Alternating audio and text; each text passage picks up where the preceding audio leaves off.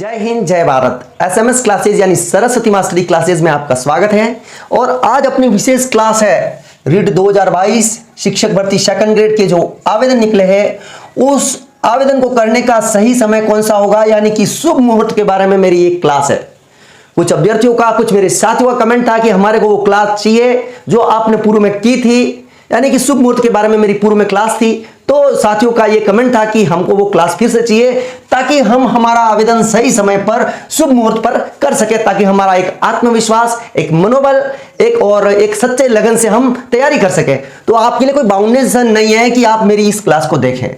अगर आप विश्वास करते हैं कि मैं मेरा आवेदन सही समय पर करूं, आप तिथि एवं शुभ मुहूर्त में विश्वास करते हैं, तो मेरी इस क्लास को देखना।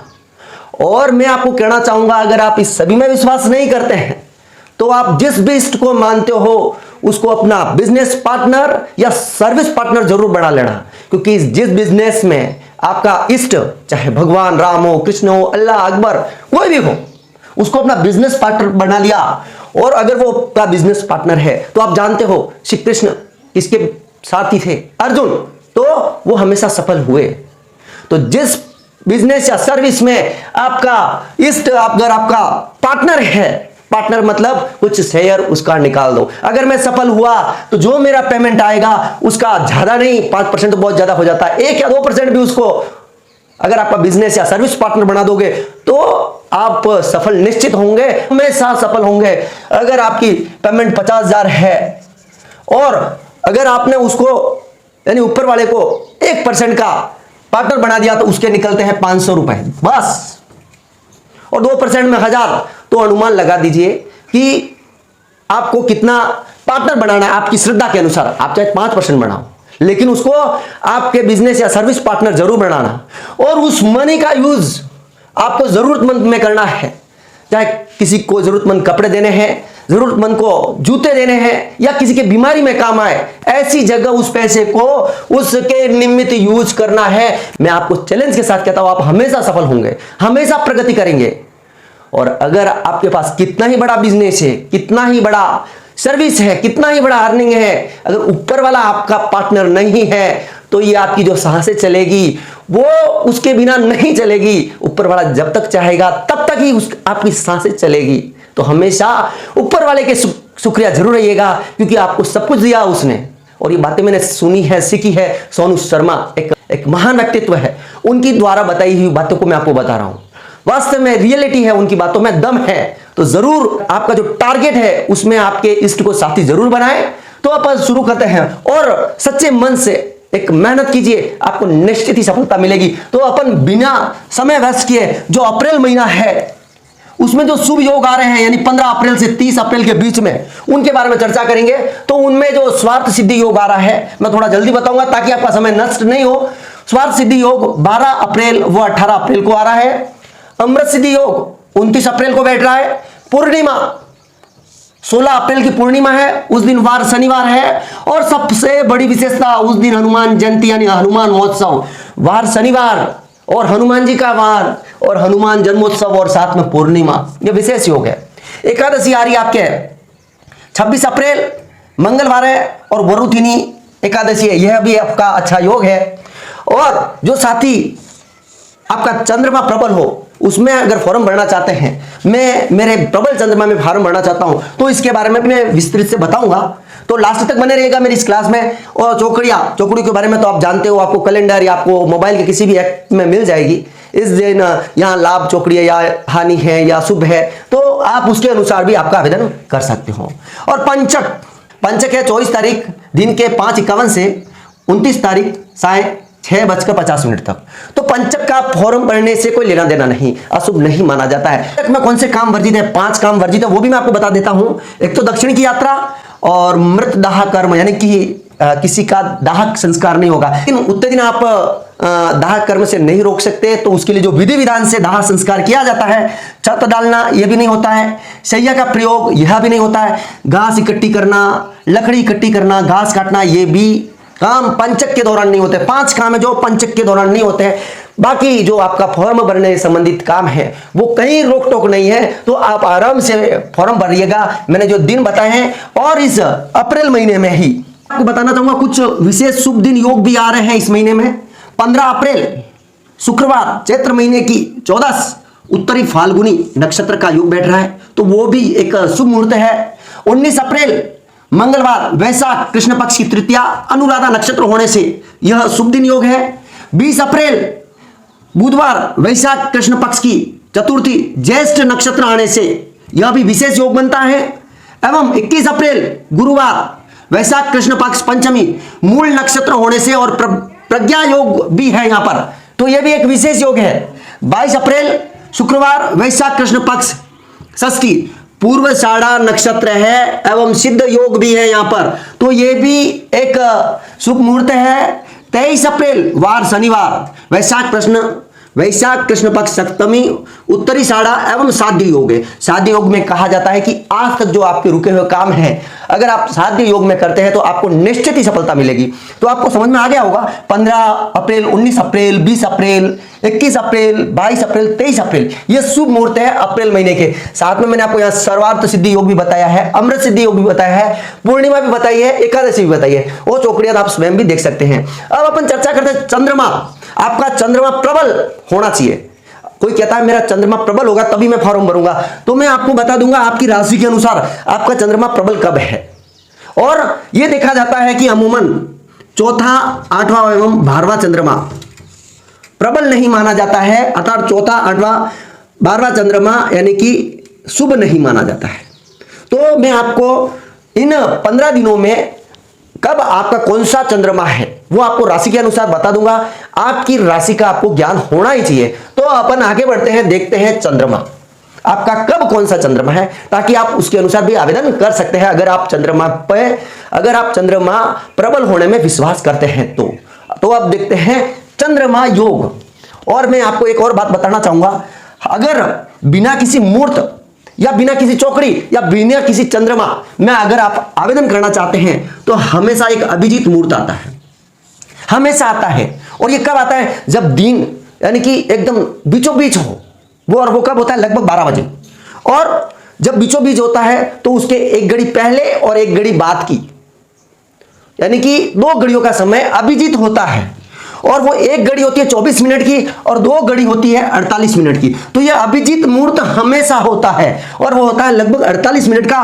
और अप्रैल महीने में ये अभिजीत मुहूर्त है लगभग 12:15 से 1 बजे तक बैठता है, यानी कि 12:15 से 1 के बीच में हमेशा अभिजीत मुहूर्त बैठता है। इसमें आपको कुछ भी नहीं देखना पड़ेगा, न ही आपको चौकड़ी देखनी पड़ेगी, न आपका चंद्रमा देखना पड़ेगा। यह हमेशा श्रेष्ठ अभिजीत मुहूर्त होता है प्रत्येक दिन का। तो आप इस समय में भी आपका कोई भी शुभ काम कर सकते हैं, चाहे आप आवेदन करना चाहें या फिर कोई दूसरा भी आपका शुभ कार्य है वो इस अभिजीत में कर सकते हैं। तो अपन चर्चा करते हैं प्रबल चंद्रमा के बारे में। तो देखते हैं कब किसका प्रबल चंद्रमा है। अब अपन चर्चा करते हैं चंद्रमा 15 अप्रैल से 30 अप्रैल के बीच में कब आपका चंद्रमा प्रबल है, और उस दिन आपका कोई भी आवेदन या फिर कोई भी शुभ कार्य कर सकते हैं। तो मैंने ये बारीकी से तैयार किया है, बड़ी मेहनत की है। और ये जो चंद्रमा होता है यानी कि 2.5 दिन तक चलता है, जो आपका चंद्रमा है वो लगभग 2.5 दिन का लगभग होता है, 2.5 दिन तक आपका सेम चंद्रमा रहता है। तो आपके प्रबल चंद्रमा का योग है तो वो 2.5 दिन तक सेम चलेगा। तो मैंने यहाँ 2.5 दिन का लगभग ये बना दिया फॉर्मूला। तो सबसे पहले अपन देखते हैं 14 अप्रैल दिन के 3:53 से 16 अप्रैल रात के 8 बजे तक किस राशि में कौन सा चंद्रमा है वो पूरी बात मैंने लिख ली है। तो 14 अप्रैल से 16 अप्रैल तक कन्या राशि का चंद्रमा होने से मेष का छठा चंद्रमा है, वृषभ का 5वां, मिथुन का 4था, कर्क का 3रा, सिंह का 2रा, कन्या का 1ला एवं तुला का 12वां, वृश्चिक का 11वां, धनु का 10वां, मकर का 9वां, कुंभ का 8वां और मीन का 7वां चंद्रमा होगा। अब आपको विशेष रूप से यह ध्यान रखना है कि किस राशि में 4था, किस राशि में 8वां और किस राशि में 12वां चंद्रमा आ रहा है। तो यहां पर मिथुन एवं कुंभ एवं तुला राशि के चंद्रमा प्रबल नहीं कहे जा सकते हैं। बाकी सभी राशि के चंद्रमा प्रबल है। तो बाकी सभी राशि वाले अपना जो शुभ कार्य है या फिर कोई भी आवेदन है कर सकते हैं। तो अब अपन देखते हैं इसके आगे के 2.5 दिन। अब अपन चर्चा करते हैं कि 16 तारीख रात 8 बजे से 18 तारीख रात 10:07 पर किस राशि में किसका चंद्रमा होगा। तो इस अवधि में तुला का चंद्रमा होने से मेष का सातवां, वृश्चिक का छठा, मिथुन का पांचवा, कर्क का चौथा एवं सिंह का तीसरा, कन्या का दूसरा, तुला का पहला, वृश्चिक का 12वां, धनु का 11वां, मकर का 10वां और कुंभ का 9वां और मीन का 8वां चंद्रमा बैठ रहा है। बड़ी मेहनत से तैयार किया है। इस समय अवधि में इस राशि के ये चंद्रमा बन रहे हैं और इस समय अवधि में चौथा बन रहा है कर्क का, 8वां बन रहा है मीन का और 12वां बन रहा है वृश्चिक का। तो इन राशि के चंद्रमा प्रबल नहीं कहे जा सकते, बाकी सभी राशियों के चंद्रमा प्रबल है, वो इस अवधि में अपना श्रेष्ठ काम या कोई भी आवेदन कर सकते हैं। तो अब अपन देखते हैं इससे आगे की अवधि। अब अपन देखते हैं 18 अप्रैल रात की 10:07 से 20 अप्रैल रात की 11:40 तक किस राशि में कौन सा चंद्रमा है। तो आप लास्ट तक बने रहिएगा, मैं बहुत ही कम समय में ये जो बाकी बचे दिन हैं उनका भी आपको चंद्रमा बता दूंगा। तो इस अवधि में वृश्चिक का चंद्रमा होने से मेष का 8वां होगा, वृषभ का 7वां, मिथुन का 6ठा, कर्क का 5वां, सिंह का 4वां एवं कन्या का 3रा, तुला का 2रा, वृश्चिक का 1ला, धनु का 12वां, मकर का 11वां, कुंभ का 10वां एवं मीन का 9वां चंद्रमा होगा। इस अवधि में अगर अपन चौथा देखें तो सिंह का, 8वां देखें तो मेष का एवं तुला का यानी कि 12वां आ रहा है धनु का। तो मेष एवं सिंह एवं धनु के चंद्रमा प्रबल नहीं कहे जा सकते हैं, बाकी राशि वालों के चंद्रमा प्रबल है, तो बाकी राशि वाला अपना शुभ कार्य या आवेदन आराम से कर सकते हैं। तो अब अपन देखते हैं इसके आगे वाली समय अवधि लगभग 2.5 दिनों में विभक्त है। तो अब मैं आपको बताता हूं कि 22 अप्रैल रात की 11:40 से 22 अप्रैल रात की 1 बजे तक धनु का चंद्रमा होने से मेष का 9वां होगा, 8, वृषभ का 8वां, मिथुन का 7वां, कर्क का 6ठा, सिंह का 5वां एवं कन्या का 4था, तुला का 3रा, वृश्चिक का 2रा, धनु का 1ला, मकर का 12वां, कुंभ का 11वां एवं मीन का 10वां चंद्रमा होगा। और अगर इस अवधि में अपन देखा है तो कन्या का 4था बन रहा है, वृश्चिक का 8वां एवं 12वां बन रहा है मकर, अर्थात इस अवधि में वृषभ, कन्या एवं मकर राशि के चंद्रमा प्रबल नहीं कहे जा सकते, बाकी राशि वालों के चंद्रमा प्रबल है, तो बाकी राशि वाले अपना आवेदन आराम से कर सकते हैं या कोई भी शुभ काम कर सकते हैं। तो अपन देखते हैं इससे आगे की अवधि। 22 तारीख रात 1:51 से 24 तारीख की जो रात आती है सामने, वहां 5:28 तक मकर का चंद्रमा होने से, यानी इस अवधि में मकर का चंद्रमा होने से मेष का 10वां बनेगा, वृषभ का 9वां, मिथुन का 8वां चंद्रमा, कर्क का 7वां एवं सिंह का 6ठा, कन्या का 5वां, तुला का 4था, वृश्चिक का 3रा, धनु का 2रा, मकर का 1ला, कुंभ का 12वां एवं मीन का 11वां चंद्रमा बैठेगा। तो इस अवधि में देखें अपन, चौथा बैठ रहा है तुला राशि का, 8वां बैठ रहा है मिथुन राशि का एवं 12वां बैठ रहा है कुंभ राशि का। तो अर्थात यहां पर इस अवधि में तुला, कुंभ एवं मिथुन राशि के जो चंद्रमा है वो प्रबल नहीं कहे जा सकते, बाकी राशि वालों के चंद्रमा प्रबल है। तो अब अपन देखते हैं 24 अप्रैल के आगे की जो अवधि आती है उस अवधि में किस राशि वालों के कौन से चंद्रमा आ रहे हैं। तो अब अपन देखते हैं 24 रात से 5:28 से 27 का जो दिन आएगा और दिन के 10:59 होगा, उस अवधि के दौरान किस राशि का कौन सा चंद्रमा है। तो इस अवधि के दौरान कुंभ राशि का चंद्रमा होने से मेष का 11वां, वृषभ का 10वां, मिथुन का 9वां, कर्क का 8वां, सिंह का 7वां, कन्या का 6ठा, तुला का 5वां, वृश्चिक का 4था, धनु का 3रा, मकर का 2रा, कुंभ का 1ला और मीन का 12वां चंद्रमा बैठेगा। और अगर इस अवधि में देखें, चौथा बैठ रहा है वृश्चिक का, 8वां बैठ रहा है कर्क का एवं 12वां बैठ रहा है मीन का।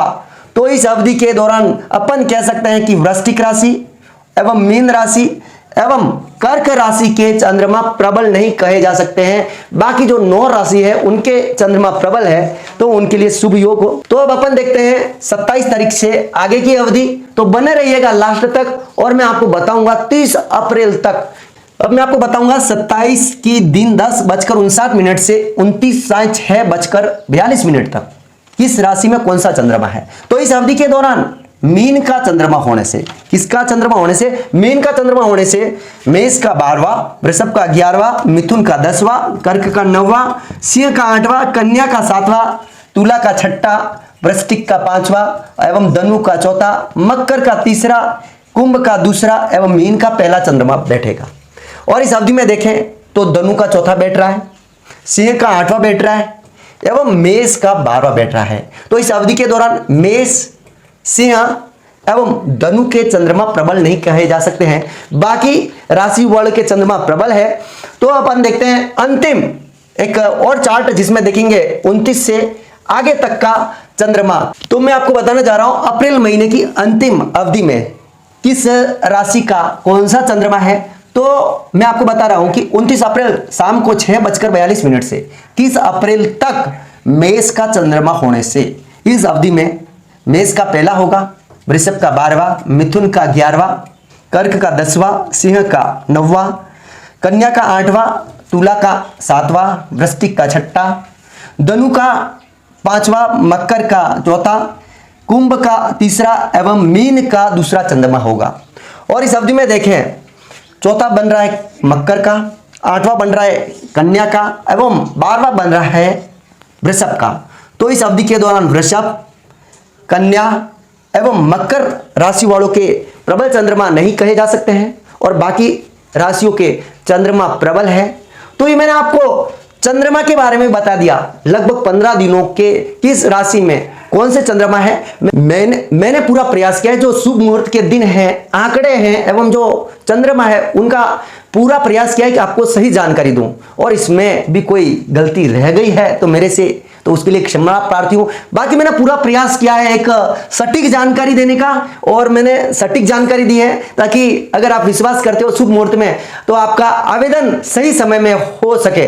तो जुड़े रहिए हमारी क्लासेस से, जहां से आपको प्रॉपर गाइडेंस भी मिलेगा एवं आपके लिए एक शुभ मुहूर्त की क्लासें भी आएगी एवं प्रतियोगी परीक्षा से संबंधित आपको क्लासें भी मिलेगी।